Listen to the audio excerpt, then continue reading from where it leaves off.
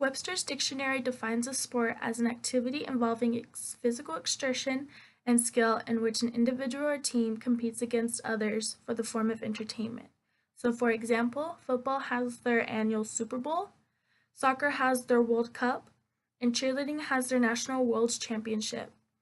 Most people correlate cheerleading to hyping up crowds and wearing short skirts, which in reality, that's only 25% of what goes into it. I have 4 years experience under my belt, two being sideline cheering and 2 years being all-star cheering. And I've come to the conclusion that cheerleading is the equivalent to CrossFit and maybe even harder.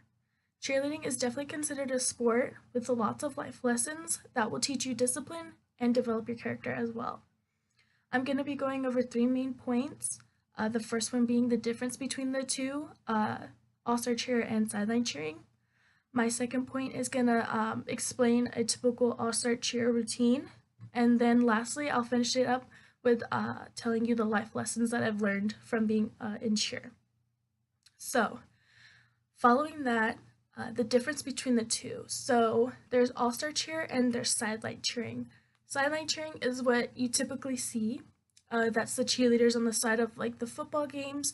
They're there to hype up the crowd, cheer on the team, and they do choreographed cheers, and they also perform a halftime routine mostly. Sideline cheering, from my experience, and this depends on whatever region you're in, typically only have one competition at the end of the year. I've seen a couple of sideline groups have up to 3 competitions, but I've only had one competition throughout my sideline career. But all-star cheering, you only do competitions. So you can have up to 20 competitions, depending on what gym you go to. I typically had around 17 to 18 competitions that my gym would do. That's what kind of, I guess, your team is called. You have like a cheer gym, and that's where you go to practice and do your tumbling classes, and that's where you'll practice.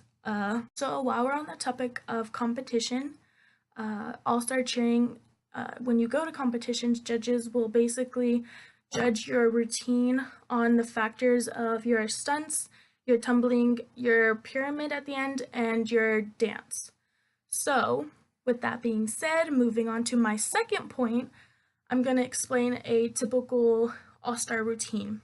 So, what a basic and kind of, I guess, a traditional routine looks like is you're going to start out with an opening. So opening includes a little bit of choreography and tumbling. Everybody has a different move in a different position, so everybody has to memorize their own routine.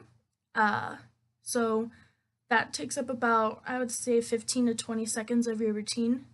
After that, you're going to move into your choreographed stunts.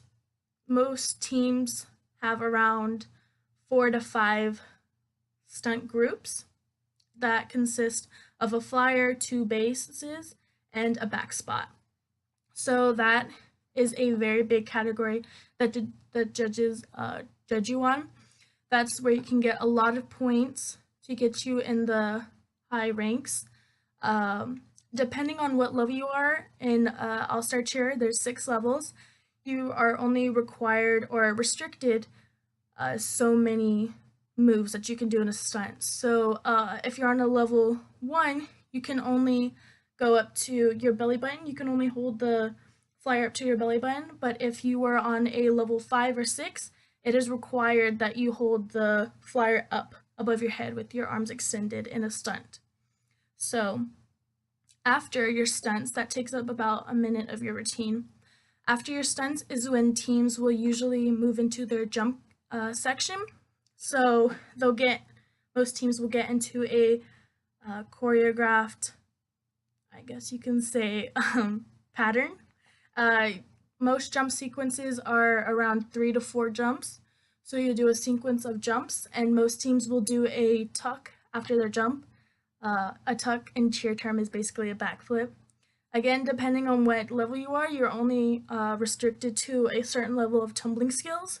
So if you're on a level 5, you're required to do a tuck afterwards, but if you're on a level 2, you can only do a back handspring after your jump sequence.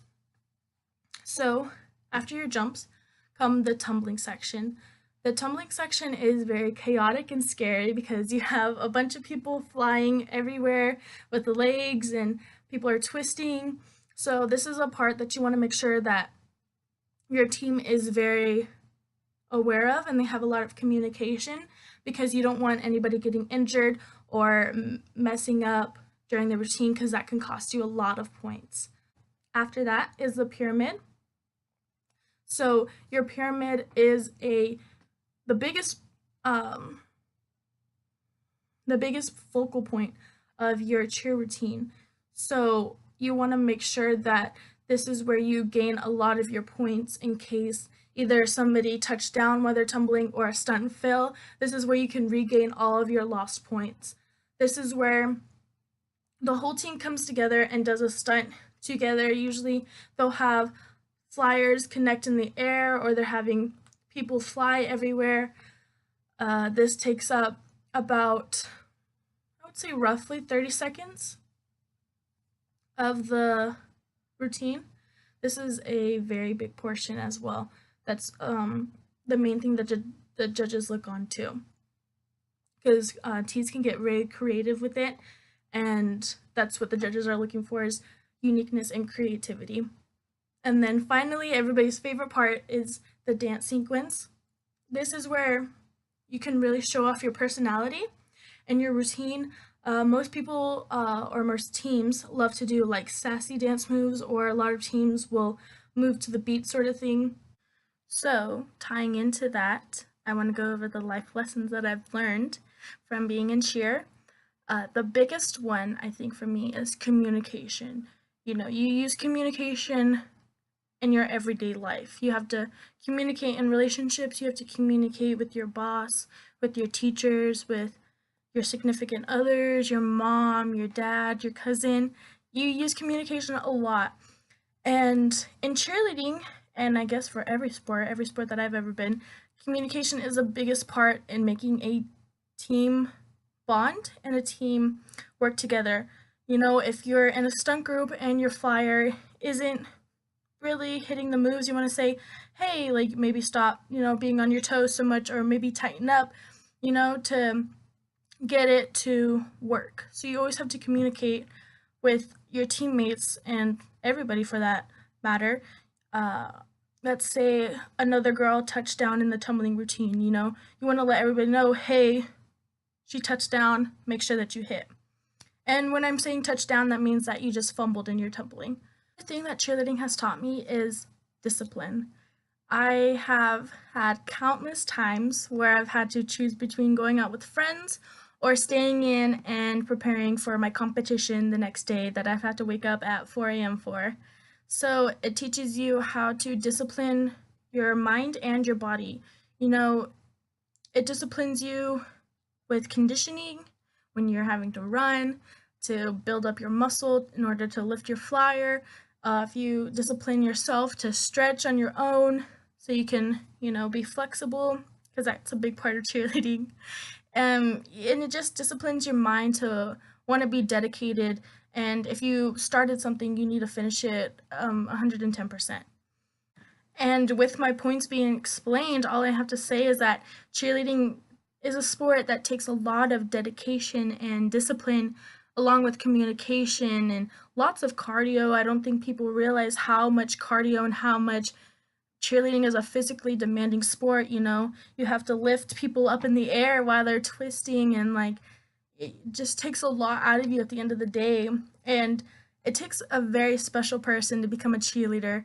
You have to balance your out of cheer life with your cheer life. You have to balance school and family, religion, social time, along with putting in 30 hours at the gym, working on your tumbling and your stunting, and doing more at home too to better yourself. It's a very amazing but hard experience. I've met some of the greatest people through cheer, and I've made the best memories through cheer as well. I've had so many opportunities to travel and to experience a lot of great times through cheer.